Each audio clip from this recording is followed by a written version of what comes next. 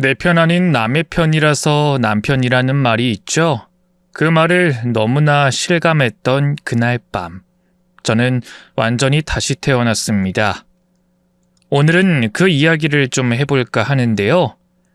통쾌한 복수극이니만큼 꼭 끝까지 들어주시길 바랍니다. 글솜씨 없는 쉰 넘은 아줌마지만 잘 부탁드려요.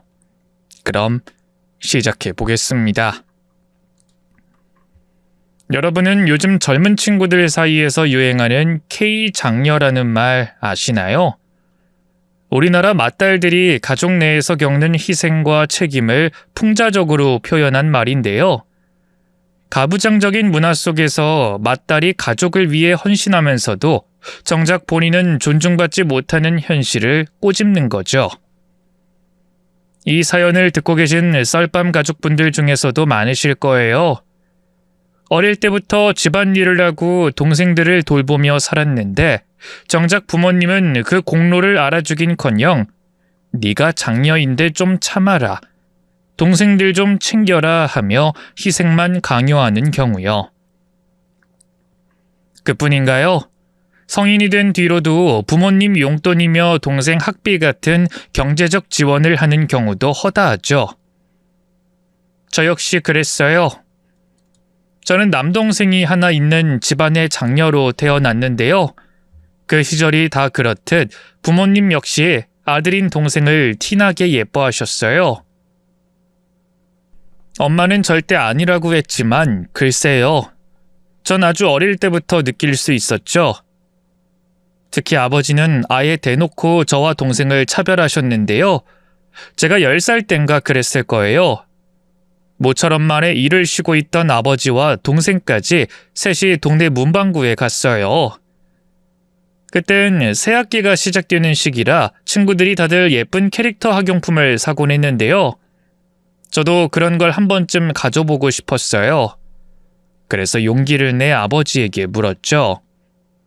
아빠, 강아지 그림 그려진 저 공책 사주시면 안 돼요? 그러자 아버지가 한심하다는 눈으로 저를 쳐다보셨어요. 집에 안 쓰는 갱지랑 이면지가 수두룩 빽빽인데 뭐하러 공책을 사? 그치만 친구들도 다 갖고 있는 건데 갱지 가져다니면서 쓰는 건 저밖에 없어요.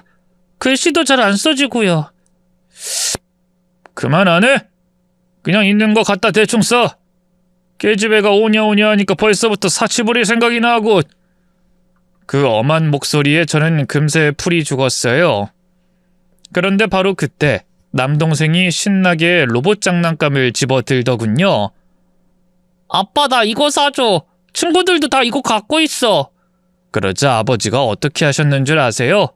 한치의 망설임도 없이 제 눈치조차 보지 않고 지갑을 여시더군요. 그래, 우리 아들 오랜만에 아빠가 장난감 하나 사줘야지. 이 총은? 이 총도 사주면 안 돼? 그래, 그것도 사줄게. 저는 그 모습을 보면서 한마디도 못했어요. 어차피 따져봤자 아버지는 승민이랑 너랑 같아? 넌 누나잖아, 누나! 하면서 저만 윽박지를 게 뻔했으니까요. 그런 일이 한두 번이 아니었어요. 맛있는 음식도 예쁜 새 옷도 늘 동생만 차지했고요. 저는 계집애란 이유로 늘 찬밥 취급이었죠. 나이가 들수록 차별은 더 심해졌어요. 동생이 학교에서 공부하는 동안 저는 집안일을 도와야 했고요. 어쩌다 동생과 다투게라도 되면 무조건 저만 야단을 맞았죠. 나중엔 동생도 그런 집안의 분위기를 읽고 저를 무시하기 일쑤였네요. 동생은 기본적으로 저를 늘 야라고 불렀어요. 야, 나 배고프니까 밥 차려와. 야, 너 내 만화책 좀 반납해. 하며 저를 하녀처럼 부려먹었죠. 싫어도 따를 수밖에 없었어요.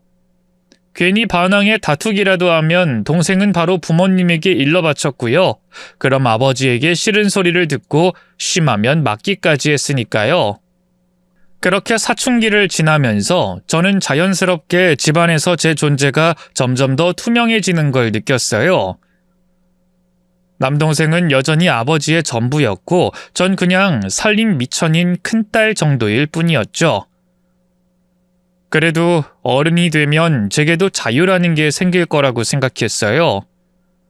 학교를 졸업하고 취직만 하면 이 지긋지긋한 집구석을 탈출할 수 있다고 믿었죠.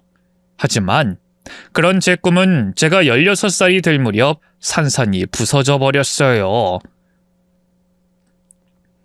아버지가 한쪽 다리를 다치면서 다니던 신발 공장에서 잘렸고요. 그러면서 집안 형편이 급격하게 어려워진 건데요.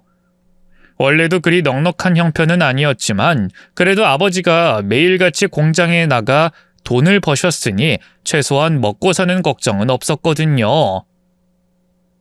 그런데 아버지가 일을 못하게 되자 당장 생활비가 문제였죠.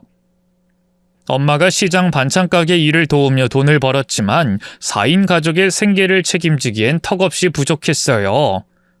그렇다고 아버지가 다시 일을 할 수도 없었죠. 누군가 더 돈을 벌어야 했고 그 희생양은 당연히 장녀인 저였네요. 아버지는 당연하다는 듯 말했어요. 승민인 공부해야 하니까 넌 당장 공장이라도 가서 돈 벌어와라. 네, 아버지 그렇게 할게요. 근데 학교는 계속 다니면 안 될까요? 야간 학교라도 좋으니까. 저 이제 조금만 있으면 졸업이고 고등학교도 올라갈 텐데. 야, 계집애가 고등학교는 무슨 고등학교야? 어차피 나중에 시집가서 다른 남자 밥이나 차리고 애나 키울 텐데 공부해서 뭐 하려고? 학교 다닐 시간 있으면 공장에서 일이나 더 해. 승민이 대학 가려면 한 푼이라도 더 모아야 하는데. 마지막 말이 제 가슴에 비수로 날아와 꽂혔어요. 같은 자식인데 누군 대학까지 보내준다 하고 누군 야간 학교도 다니지 못하게 한다니 정말 해도 해도 너무하다 싶었죠. 공부도 제가 남동생보다 훨씬 더 잘했는데 말이에요. 가슴 깊은 곳에서부터 억울함과 분노가 차올랐어요. 그래서 저도 모르게 아버지에게 목소리를 높여 대들었죠. 아버지, 정말 너무하신 거 아니에요? 제가 일 안 하겠다는 것도 아니고 학교 다니면서 하겠다고 하잖아요. 저도 승민이처럼 계속 공부하고 싶어요. 제발 부탁드려요. 제발요. 하지만 제 간절한 호소는 아버지의 따귀한 대로 묵살당했어요. 너랑 승민이랑 같아? 제발 네 주제 파악 좀 해. 어디 계집애가 집안 대를 이을 사내 놈하고 똑같은 대우를 받으려고 해. 뺨의 통증만큼이나 가슴이 갈갈이 찢기는 것 같았어요. 제가 말없이 눈물만 흘리자 아버지는 그대로 뒤돌아 나가버렸고요.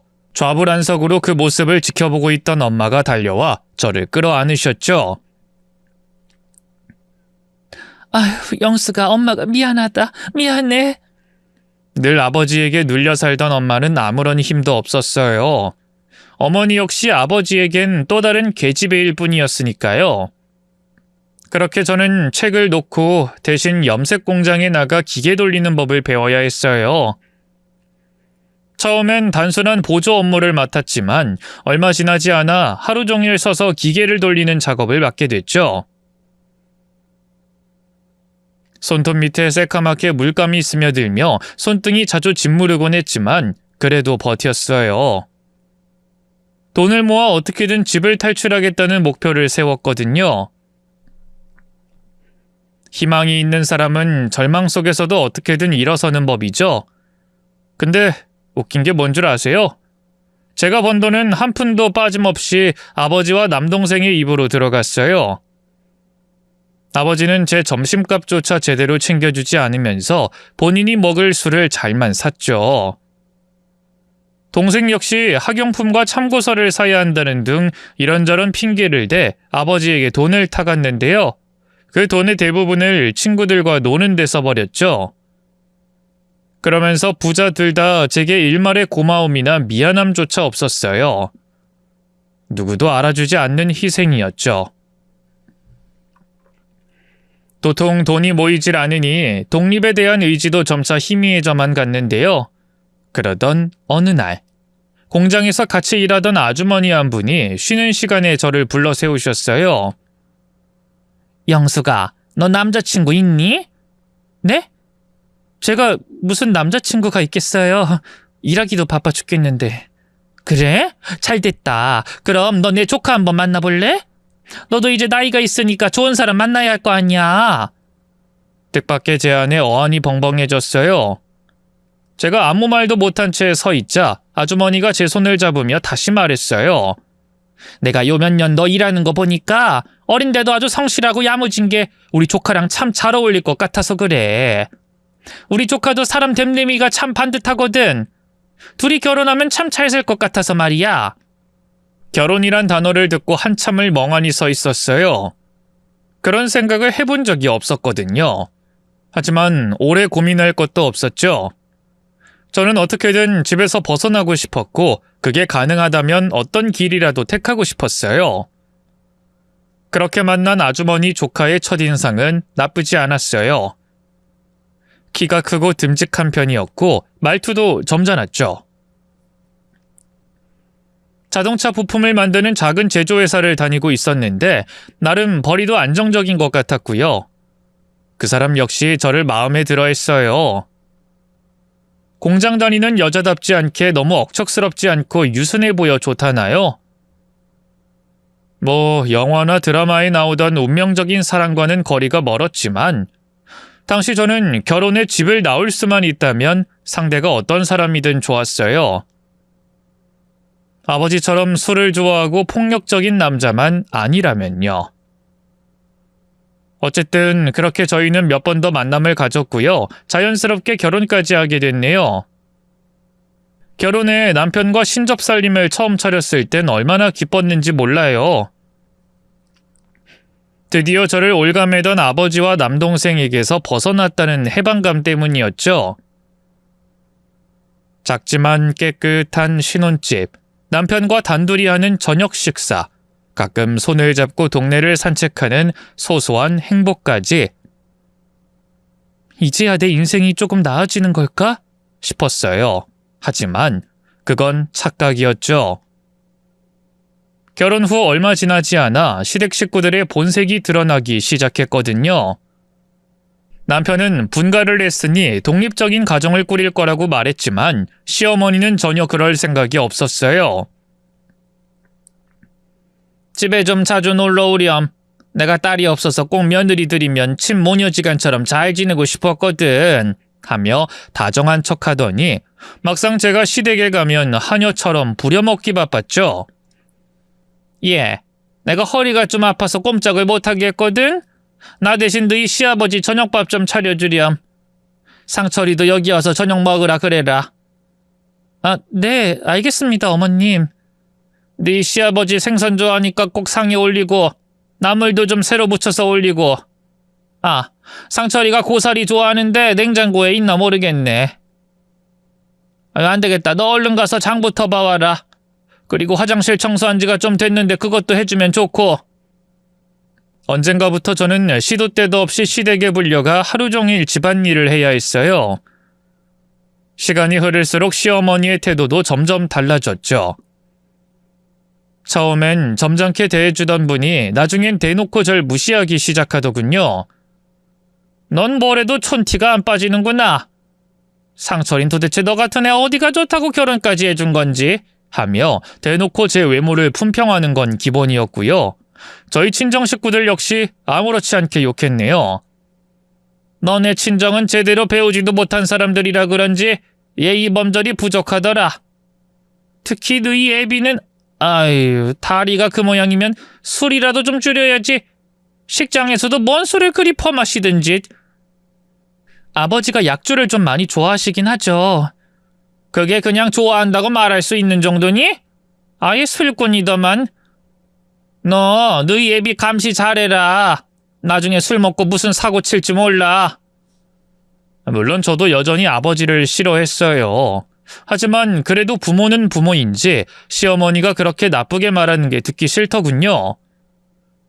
하지만 그렇다고 괜히 대거리해 시어머니와 척지고 싶지도 않아 그냥 어색하게 웃어넘기기만 했죠.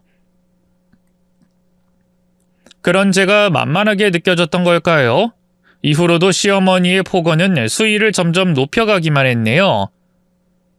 남편 역시 달라지긴 마찬가지였어요. 결혼 전엔 나름 자상한 사람이었는데 결혼하고 나니 조금씩 달라지더군요. 일이 바쁘다는 핑계로 제게 무심해졌고요. 제가 시어머니 때문에 힘들어할 때마다 그저 참으라고만 했죠. 대한민국 며느리 다 당신처럼 살아. 아니 오히려 더 심한 경우도 많다고. 우리 어머니 정도면 양반이지, 안 그래? 당신이 몰라서 그래. 당신 앞에선 어머니도 수위를 좀 조절하시니까. 오늘도 나 불러다가 종일 베란다 청소시키시곤 뭘 했는 줄 알아? 고생했다 말 한마디도 없으시고 뭐가 이렇게 오래 걸렸냐면서 살쪄서 그런가 행동이 둔해졌다고. 아우 또 시작이네. 그만해. 하루 종일 힘들게 일하고 온 사람한테 그렇게 듣기 싫은 소리만 해야겠어? 어머니도 별 생각 없이 하신 말씀이겠지. 이렇게 혼자 꽁에 있지 말고 당신이 먼저 마음을 열고 어머니한테 다가가봐. 웃는 얼굴에 침 못 뱉는다고. 그럼 어머니도 점점 당신 예뻐하지 않겠어?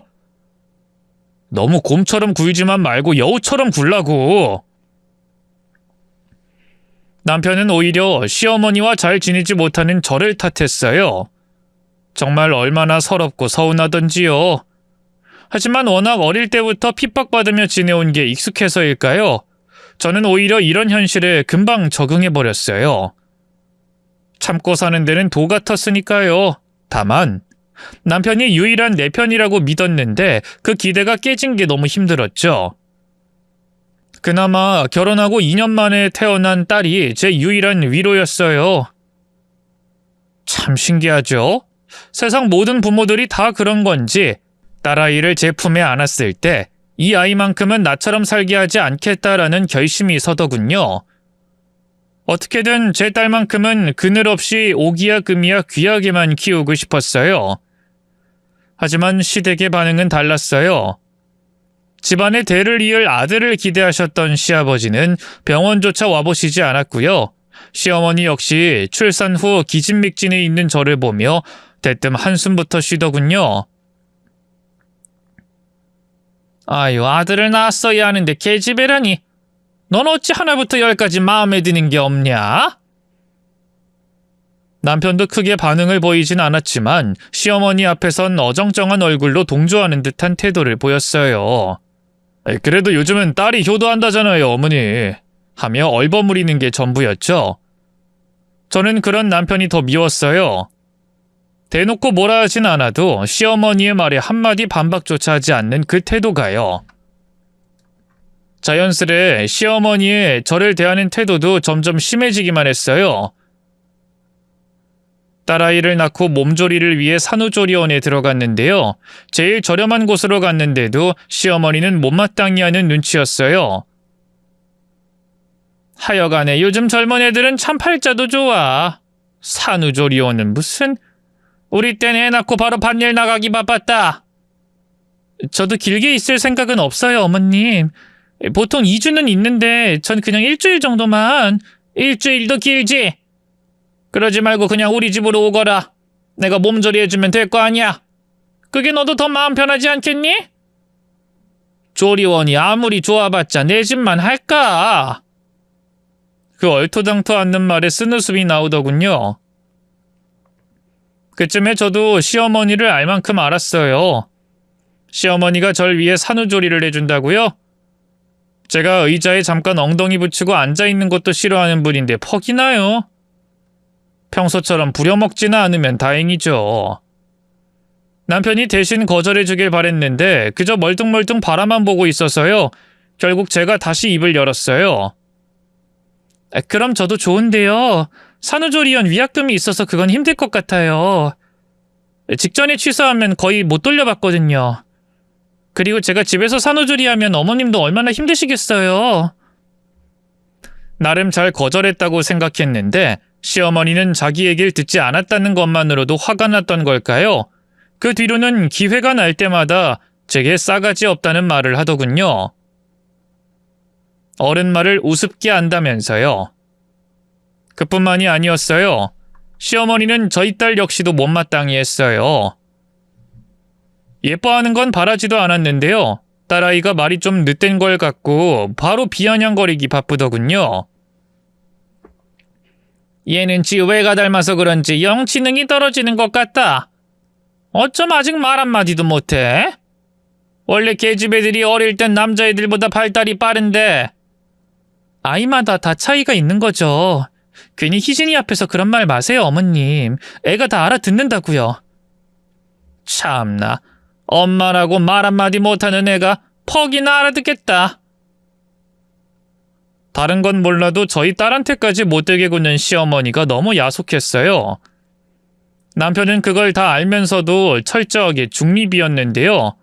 아니, 중립이라기보다는 사실상 시어머니 편이었죠. 희진이가 말이 좀 늦는 건 사실이잖아. 어머니도 걱정돼서 한 말이겠지. 원래 표현이 좀 뾰족한 분이잖아. 나쁜 마음은 없을 테니까 당신도 너무 예민하게 받아들이지 마. 정말 내가 예민한 거라고 생각해? 이거 봐. 내가 무슨 말만 하면 싸우자는 식으로 나를 세우는데 이게 예민한 게 아니야? 어머니도 어머니지만 내가 볼 땐 당신도 문제가 있어. 남편은 그런 식으로 늘 양비론을 펼쳤어요. 그리고 제가 며느리니 참아야 한다는 식이었죠. 자기 어머니를 설득한다거나 뭐라고 할 생각은 전혀 하지 않았네요. 그래도 저는 딸을 위해 버텼어요. 이혼을 한다면 딸을 어떻게 키울지 막막했으니까요. 제가 돈을 버는 것도 아니고 어디 기댈 친정이 있는 것도 아니었으니까요. 그쯤에 저희 아버지는 술병으로 돌아가신 상태였고요. 남동생은 대학까지 나왔으면서 취업을 하긴커녕 공무원 시험을 준비한다며 허송세월을 하고 있었어요. 말로는 공부를 한다고는 하는데 제가 볼 땐 그냥 친구들 만나 술 먹고 만화책만 들여다보는 게 전부 같았죠. 엄마는 식당에서 일하며 그런 남동생을 뒷바라지하느라 바빴고요. 그런 엄마가 안쓰러워서 몇 번 얘기도 해봤어요. 엄마, 승민이 언제까지 공시 뒷바라지 해줄 거야? 5년이면 할 만큼 했어. 이제 그만 취업하라고 해. 엄마도 나이가 있는데 언제까지 식당에서 꾸준히 일할 거야? 난 아직 멀쩡하다. 괜찮으니까 신경 쓰지 말고 박서방이랑 희진이나 잘 챙겨. 어떻게 신경을 안 써? 엄마는 승민이 걔한테 너무 물러. 내가 그러고 있었어 봐. 당장 취업해서 부모 봉양하라고 난리쳤을 거면서.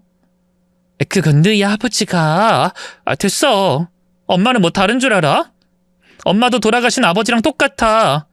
늘 승민이만 챙기지 난 찬밥 취급이잖아. 옥순아, 엄마가 미안하다. 너 그렇게 공부 더 하고 싶어 했는데 어떻게 지금이라도 검정고시 같은 거 봐볼래? 학원비는 엄마가 대줄 테니까. 됐어. 이제 와서 그게 무슨 말이야? 이 나이에 공부해서 어디다 써? 애 키우고 살림하는 것도 바빠 죽겠는데. 내가 이 모양 이 꼴로 살고 있는 것도 다 엄마랑 아버지 때문이야. 그때 공부만 더 했어도 내가 지금처럼 이렇게 비참하게 살진 않았을 텐데. 알아요. 괜한 화풀이였다는 거. 시댁과 남편 앞에서는 찍소리도 못하면서 괜히 엄마한테만 화를 냈다는 거예요. 지금 생각해보면 엄마도 얼마나 힘들었을까요? 남편과 아들을 위해 한평생 희생했지만 그 어떤 보답도 제대로 받은 적이 없었죠. 60이 다 되어가는 나이에도 여전히 남동생 뒷바라지를 하느라 허리 한번 펼 틈이 없었고요. 하지만 그런 엄마의 사정을 헤아리기엔 전 그때 너무 지쳐 있었어요. 시댁에서 무시받고 남편한테 외면받고 친정에서도 기댈 곳이 없다는 현실이 너무 힘들었죠. 이제와 검정고시를 치면 뭐하나요? 저는 시집살이와 살림에 찌든 아줌마가 되어버린 지 오랜데. 엄마는 제 말에 아무 말도 못하고 고개만 끄덕이셨어요. 그러면서도 제가 신경 쓰였던 걸까요? 그날 이후로 제게 자주 전화를 걸어 안부를 물었죠. 옥순아, 희진이는 잘 있냐? 박서방은 요즘도 늦게 들어오고. 힘든 일 있으면 엄마한테라도 털어놔라. 그럼 저는 짜증 섞인 목소리로 됐어, 바빠 라며 전화를 끊기 일쑤였고요. 그러지 말았어야 했는데. 딸아이가 유치원에 들어갈 무렵 엄마가 갑자기 쓰러지시고 말았어요. 그날도 전 시댁에서 허드렛 일을 하다가 집에 돌아온 상태였는데요. 야근한다는 남편 야식용 음식을 대충 차려놓고 쉬려는데 휴대폰이 요란하게 울리더군요.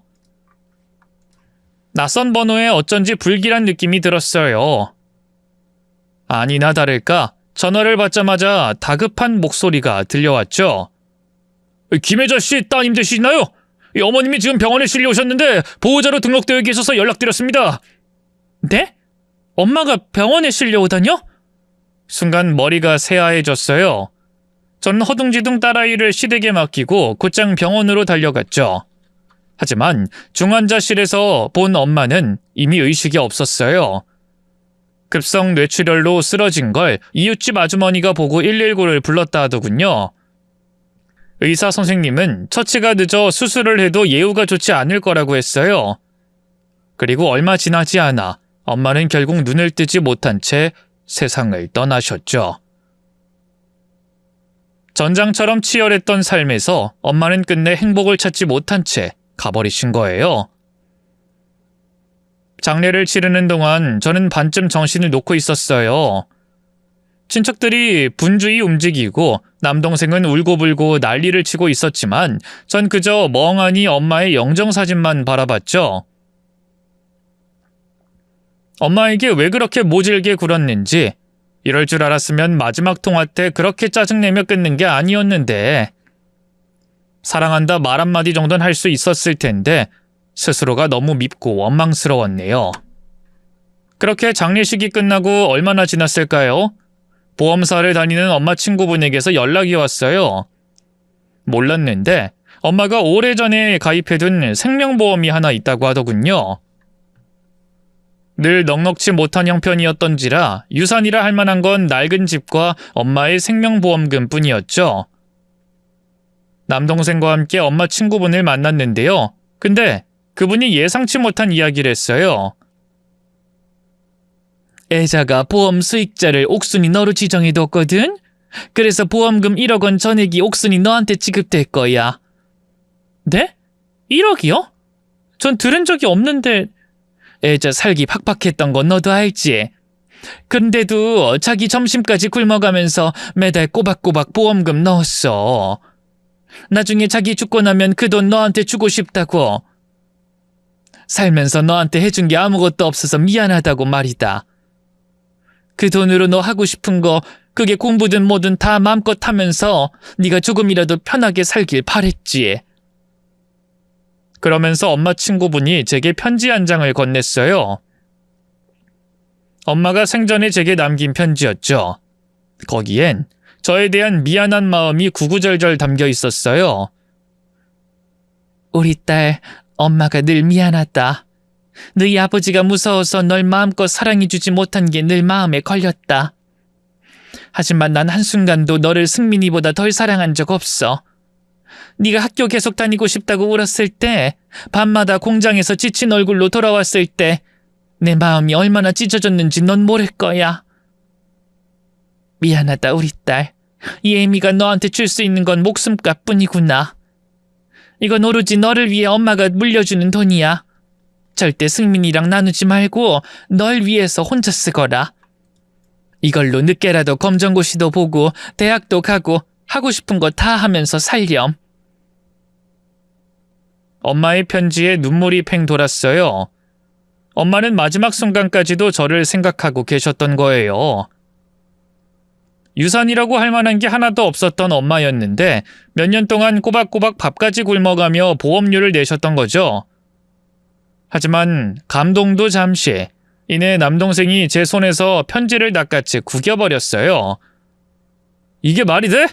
수익자가 내가 아니라 누나라니! 내가 이 집안 장남인데 그게 무슨! 흥분한 동생이 엄마 친구분을 돌아봤어요. 됐으니까 그 보험금 내 통장으로 입금해줘요.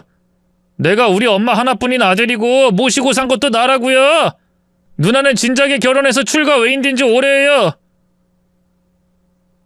그럴 순 없지. 엄연히 수익자가 옥순이로 되어 있는데. 혹시나 해서 말하는데 이건 집안 재산하고는 성격이 달라서 유류분 분할 대상도 아니야. 살면서 너희 부모한테 그렇게 많은 지원을 받았는데 보험금만큼은 네 엄마 뜻대로 누나한테 주거라. 집이야 어차피 팔아서 나눠 가질 거 아니니? 그깟 다 쓰러져가는 빌라 얼마나 한다고요?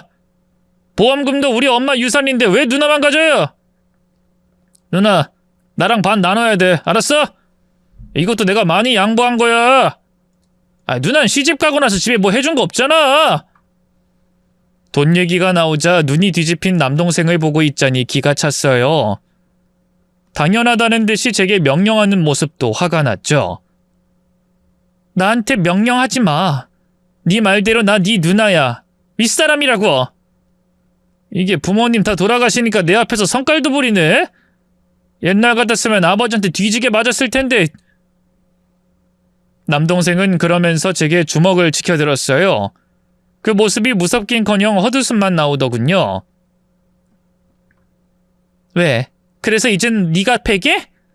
네 말대로 엄마도 아버지도 안 계셔서 나 더는 무서울 게 없거든. 때리고 싶으면 때려. 난 너 폭행죄로 고소할 테니까. 뭐? 아우 이게 진짜. 야 됐고 엄마 보험금 너 혼자 먹을 생각하지 마라.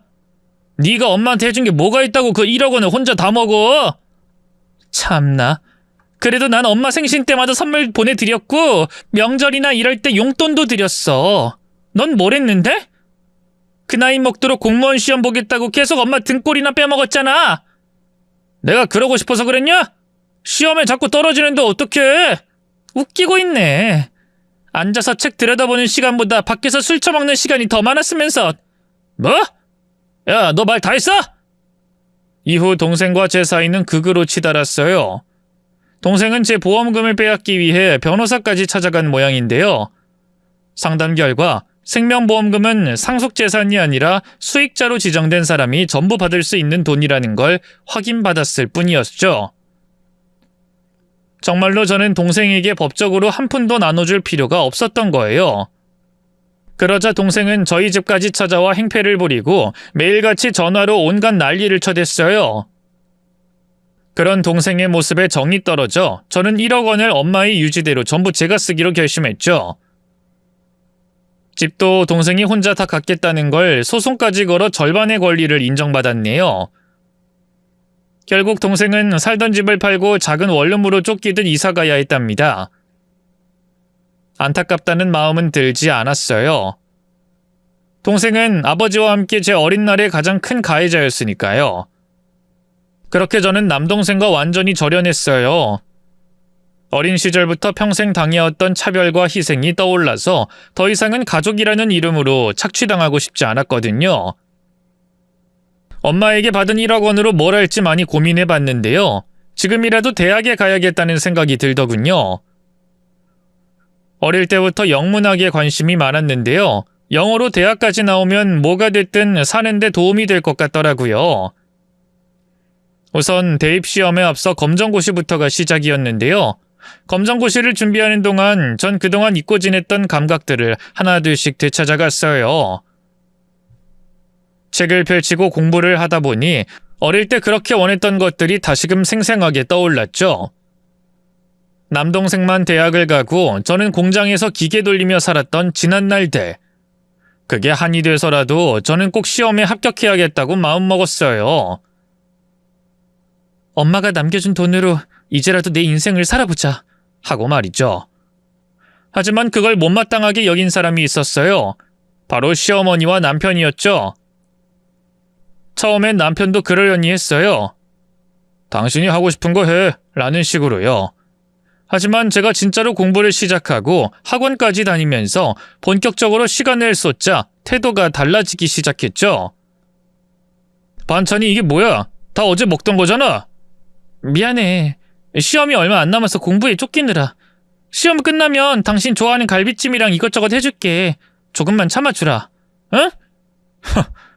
당신 그놈의 공부 꼭 해야겠어? 당신이 무슨 어린 학생도 아니고. 당신 주부라고 주부. 주부면 남편 내조랑 집안일이 당연히 1순위여야 하는 거 아니야? 내가 공부한다고 언제 살림 소홀히 한 적 있어? 반찬이야 어제 먹던 거지만 국도 밥도 다 새로 했는데. 국이랑 밥만 새로 하면 다야? 반찬이 이 모양 이 꼴인데. 내가 밖에서 얼마나 뼈 빠지게 일하는데 집에 와서 이런 성의 없는 밥을 먹어야겠냐고. 그뿐이야? 빨래도 다 밀려있더니만 당장 내가 내일 입을 셔츠도 없지? 어? 남편은 대놓고 불만을 표출하기 시작했어요. 같이 검정고시 준비하는 학원 친구들 중에 저와 같은 주부들이 꽤 있었거든요. 근데 대부분 남편이 많이 응원하고 도와준다고 했어요. 학원까지 데려다 주기도 하고 집안일도 대신해주면서 말이죠. 남편한테 그런 건 바라지도 않았지만 적어도 방해만큼은 하지 않길 바랬는데 어쩜 이렇게 무정할까 싶더군요. 숨긴다고 숨겼는데 얼마 안 가 시어머니도 제가 검정고시 준비한다는 걸 알게 됐어요. 남편이 다 말해버린 것 같더군요. 어느 날 대뜸 시어머니가 저희 집까지 찾아와 대놓고 묻더라고요. 예, 너 요즘 왜 이렇게 바쁜가 했더니만 검정고시 준비한다며? 아, 네 어머님. 아니 이제 와서 검정고시를 봐서 뭐하게? 저 대학 가려고요 어머님. 영어 좀 제대로 배워보려고요. 언제까지나 감출 수만은 없어 정면 돌파를 선택했는데요.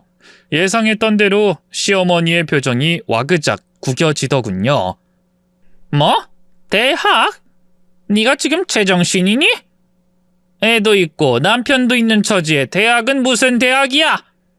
정신 차리고 살림이나 똑바로 해. 전 그냥 어릴 때 못한 공부를 지금이라도 해보려는 거예요. 그건 네가 혼자일 때나 할 수 있는 거고 우리 상철이가 벌어다준 돈으로 호의호식하면서 이젠 공부까지 하겠다고? 내 아들이 그렇게 웃음니 너? 공부하는데 남편 돈은 단돈 1원도 쓴 적이 없었어요. 엄마한테 받은 유산이 있었으니까요. 하지만 저는 시부모님에게 굳이 알리고 싶지 않았고요. 남편 역시 동의했죠. 시어머니 성격상 안다면 어떻게든 제 돈을 탐낼 게 뻔했으니까요. 그러니 시어머니는 제가 살림도 등한시하면서 남편 돈으로 공부하는 팔자 좋은 여자인 줄 알더군요. 됐고 당장 그놈의 학원 때려쳐. 안 그럼 내가 학원까지 가서 톡톡히 망신 줄 테니까 알아들어? 그러지 마세요 어머님. 저 공부하면서도 집안일 열심히 하고 있고요. 희진이도 잘 돌보고 있어요. 학원비도 제가 모아뒀던 돈으로 내고 있고요. 웃기고 있네. 네가 모아뒀던 돈이 어딨어?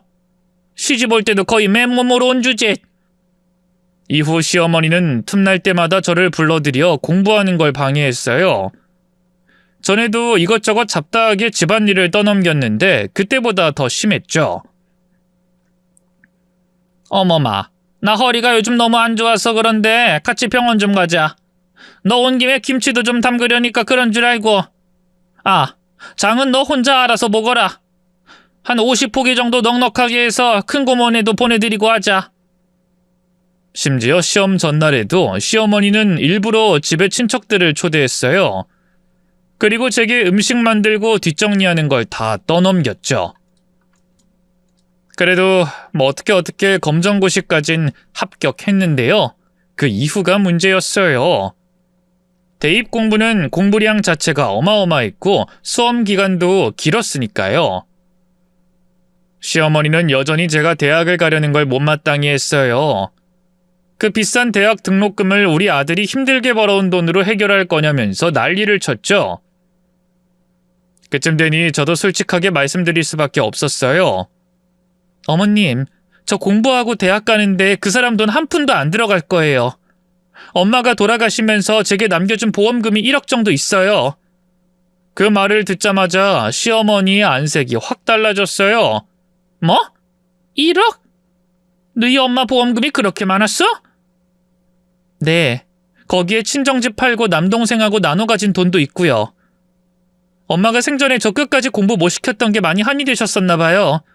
자기가 남긴 돈으로 꼭 하고 싶은 거 다 하고 살라고 그렇게 말씀하셨대요. 저 공부 못했던 그 한 꼭 풀고 싶어요. 그게 저희 엄마 한을 푸는 게 될 테니까요. 그러니 너무 나무라지 말아주세요. 네? 제가 내뱉은 말을 되새기던 시어머니의 눈빛이 순식간에 바뀌었어요. 아까까지만 해도 저를 한심하다는 듯 쳐다보던 그 눈이 이번엔 뭔가 새로운 계산을 하는 것처럼 반짝였죠. 불길한 예감이 들었어요. 그렇게 얼마나 있었을까요? 일선 시어머니가 갑자기 한숨을 쉬며 이마를 짚었어요.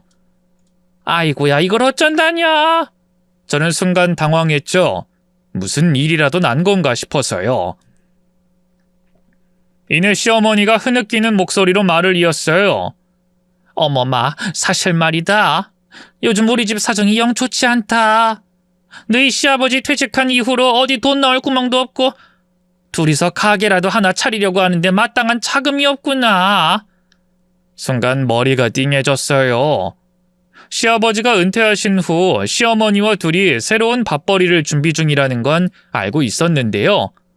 남편 말로는 시아버지 퇴직금과 모아둔 저축으로 충분할 것 같다고 했는데 갑자기 제게 왜 우는 소리를 하는지 의아했네요. 제가 1억 있다는 걸 아시자마자 갑자기 그런 말씀을...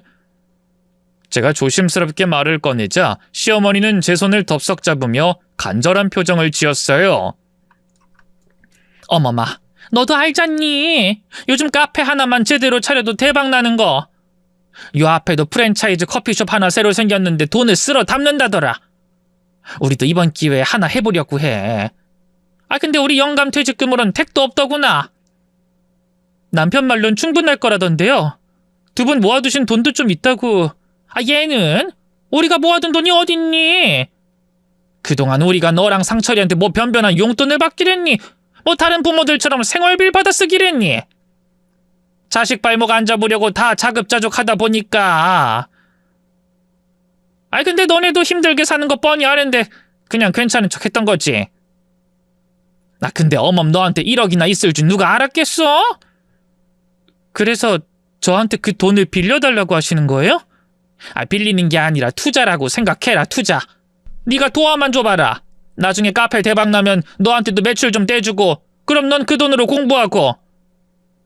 어쨌든 결국 다 가족끼리 좋은 일 아니겠니?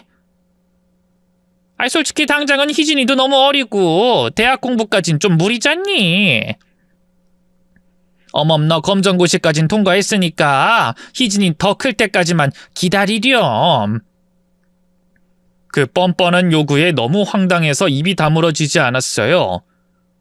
평소 저를 며느리로서 아껴줬다 해도 받아줄까 말까한 요구를 어쩜 양심도 없는지 얼떨떨하게 있다가 이내 딱 잘라 거절했어요. 죄송해요, 어머님. 그 돈은 저희 엄마가 저를 위해 남겨주신 거예요. 제가 하고 싶은 거 하라고. 인생 한 번이라도 주체적으로 살아보라고요. 그러자 시어머니 얼굴이 굳어졌어요. 그 돈이 네가 힘들게 번 돈이야? 그냥 가만히 있다 굴러들어온 돈 아니냐? 굴러들어온 돈이라뇨. 그런 식으로 말씀하지 마세요. 저희 엄마 목숨값인 건데. 참 기가 막혀서. 너 맨몸으로 우리 집에 시집 온 걸 벌써 잊은 거야? 다른 집이었으면 너 같은 빈털털이 며느리로 받아주지도 않았어. 나 하나 되니까 받아준 거지. 그럼 이제라도 은혜 갚을 생각을 해야지. 어쩜 그렇게 이기적이냐? 이기적이라뇨? 그래요. 저 시집 올 때 빈손으로 온 건 맞는데요. 그동안 어머님이랑 그 이한테 할 만큼 하면서 그 빚 다 갚았다고 생각해요. 어머님 저 오시고 나서 설거지 한 번이라도 하신 적 있나요? 늘 저 불러서 다 시키셨지. 전 우리 엄마 목숨값 아무한테도 못 줘요. 저는 단호하게 선을 긋고 집으로 돌아왔는데요. 잠시 후 시어머니가 분이 풀리지 않은 표정으로 찾아왔어요. 그리고 대뜸 안방으로 들어가 제 옷이며 가방을 전부 현관으로 내던지더군요. 어머님 지금 뭐 하시는 거예요? 보면 몰라? 넌 더는 우리 식구 아니니까 우리 아들 집에서 나가라는 거 아니냐? 뭐라고요? 지금 제가 돈 안 빌려준다고 이러시는 거예요? 그래! 어렵고 힘들 때 서로 돕는 게 가족 아니겠냐? 너처럼 돈독 올라서 지밖에 모르는 년을 내가 뭐가 예쁘다고 계속 봐줘? 당장 나가. 가족도 아닌 게 우리 집에서 꺼져! 꺼지라고! 시어머니는 분기탱천한 목소리로 제게 고함을 질렀어요. 노인네가 어디서 그런 힘이 났는지 저를 마구 현관 밖으로 내모는데 도저히 당해낼 재간이 없더군요. 그렇게 얼마나 서로 실랑이를 벌였을까요? 갑자기 입구 쪽이 소란스럽다 싶더니만 남편이 나타났어요. 어느새 남편 퇴근할 시간이 다 됐던 거예요. 현관 앞에서 다투는 저와 시어머니를 본 남편의 얼굴이 사색이 됐어요. 아니, 지금 둘이 뭐 하는 거야? 아들, 아니 글쎄 어머니 말이다. 시어머니는 그 자리에서 조금 전 있었던 일을 자기 유리하게 각색해 말했어요. 남편은 역시나 바로 시어머니 역성을 들더군요. 아니, 어머니가 오죽했으면 그 돈을 빌려달라 했겠어? 나중에 카페 차리고 매출 나오면 다 갚는다잖아. 당장 쓸 돈도 아닌데 좀 빌려드리면 어때서? 그건 카페가 잘 됐을 때 일이지. 만약 망하면 그럼 그때 그 돈은 어떻게 할 건데? 어머니가 아무리 그래도 자식 돈을 떼어 먹겠어? 그래? 그럼 당신이 보증이라도 설래? 남편은 뜨끔한 듯 말문이 막혔어요. 하지만 이내 짜증 섞인 목소리로 말했죠. 아유, 정말 치사하게 군다. 그렇게 돈이 아까워? 그동안 내가 벌어다 준 돈은 아무 말 없이 잘만 받았었으면서. 그 말에 저는 헛웃음이 나왔어요. 내가 그걸 뭐 꽁으로 받았었어? 당신이나 어머님이나 이 집에서 내가 당신 돈으로 편하게 놀고 먹었다고 생각하는구나? 빨래는 뭐 저절로 되고 밥상은 저절로 차려지나 보지? 제 비웃음이 거슬렸던 걸까요? 아니면 더는 논리적으로 반박할 말이 없어서 그랬을까요? 갑자기 남편이 버럭 고함을 질렀어요. 그쯤 못해? 어머니 앞에서 지금 뭐 하는 거야? 됐고, 당장 그 돈 빌려드려. 그럴 거 아니면 정말 이 집에서 나가든지. 뭐? 나가라고? 어머니 말씀대로 우린 한 가족이잖아. 그깟 돈 가지고 이러는 게 말이나 된다고 생각해? 여자가 말이야, 당연히 가정을 우선시해야지. 당신 돈 욕심에 지금 가정이 깨지기 직전이잖아.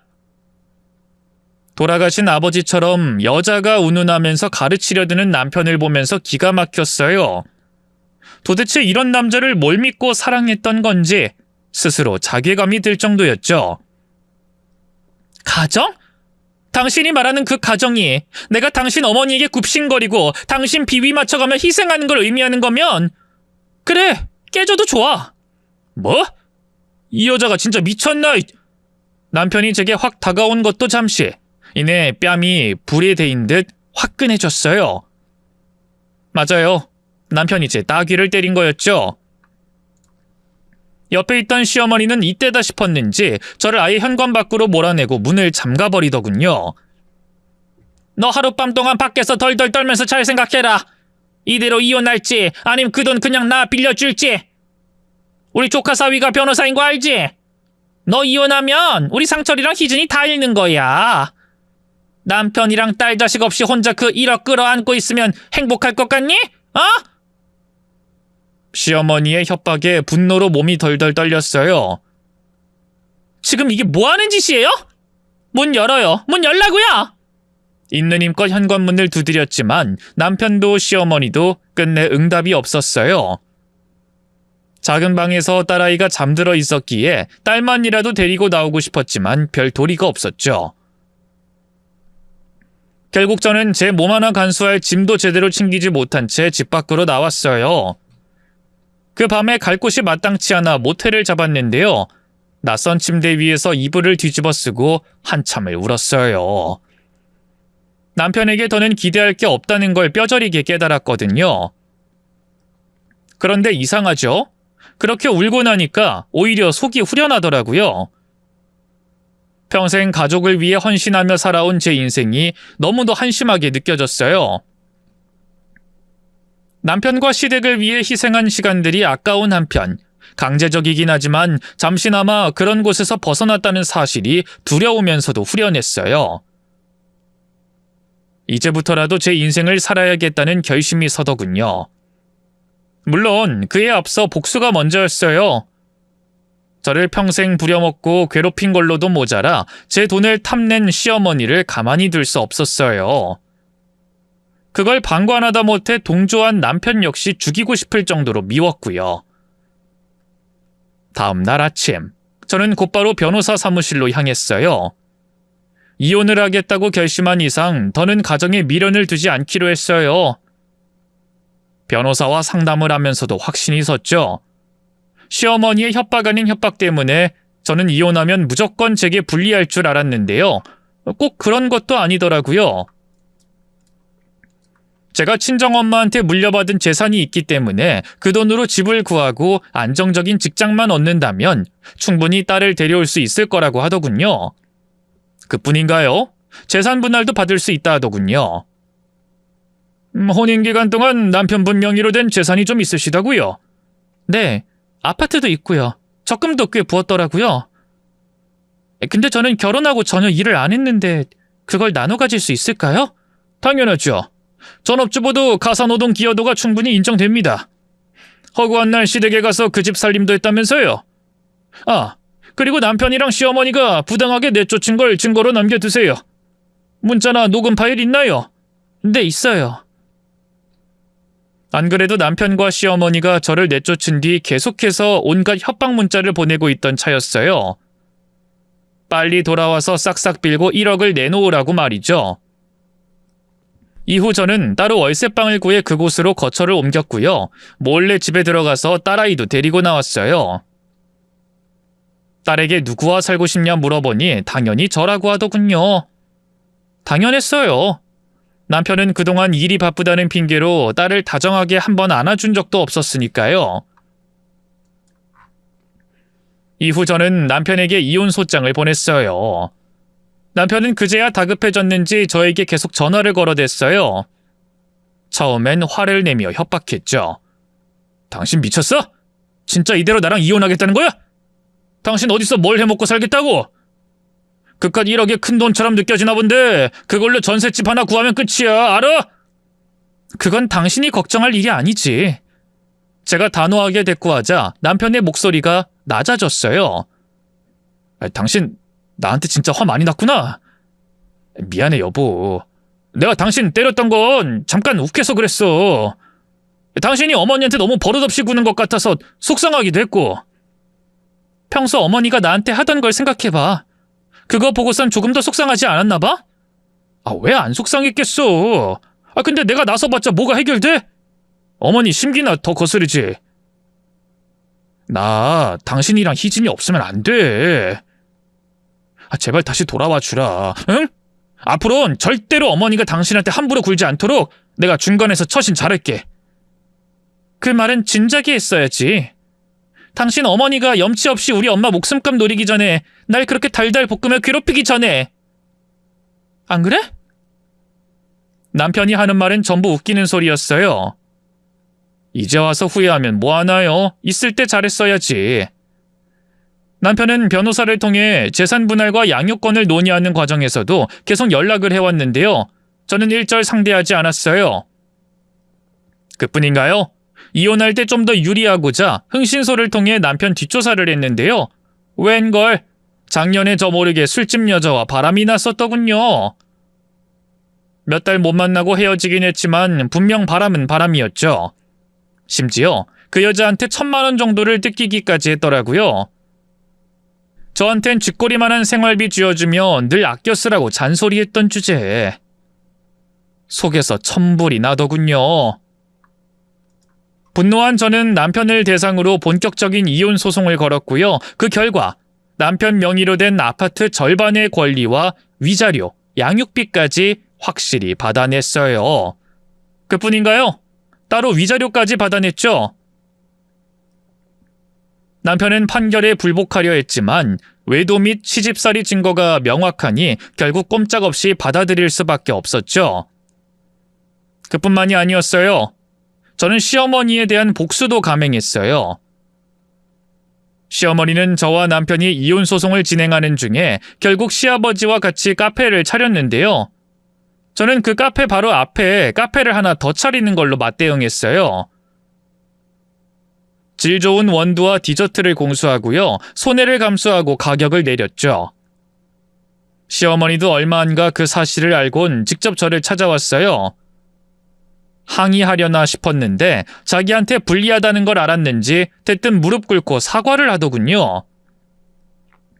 어머마, 꼭 이렇게까지 해야겠니? 그래도 우리 한땐 가족이었는데 이렇게 상도덕도 없이. 가족이라뇨? 어머님하고 제가 언제 가족이었던 적이 있나요? 어머님이 그러셨잖아요. 저는 그 집 식구 아니라고. 아니 난 그냥 네가 돈 안 빌려준다고 하니 서운해서. 말은 똑바로 하세요. 서운해서가 아니라 괘씸해서였겠죠. 저는 더 할 말 없으니까 이만 돌아가세요. 뭐야? 너 정말 이럴 거냐? 이렇게 장사하면 나만 망하는 게 아니라 너도 망해. 마진도 얼마 안 남는 걸. 전 마진 남길 생각 없어요, 어머님. 제 목적은 어머님 가게가 망하는 거지 이걸로 돈 벌 생각은 애초에 없었네요. 아, 혹시라도 카페 옮기실 거면 어디 해보세요. 제가 지구 끝까지라도 쫓아갈 거니까. 업종 바꾸실 거면 그것도 한번 해보시고요. 팔짱을 끼고 여유롭게 대꾸하자 시어머니는 희게 질린 얼굴로 아무 말도 못했어요. 그리고는 비틀거리는 걸음으로 제 앞에서 사라지셨죠. 이후 시어머니 카페는 채 1년도 못 가 문을 닫았고요. 빚만 어마어마하게 떠안게 됐네요. 그 후 저는 딸과 함께 새로운 집으로 이사했어요. 그리고 딸을 돌보는 틈틈이 대입 공부를 준비해 그토록 원하던 대학에 진학했죠. 카페를 차렸다 접는 바람에 돈이 얼마 없었지만 그래도 끝까지 포기하지 않았네요.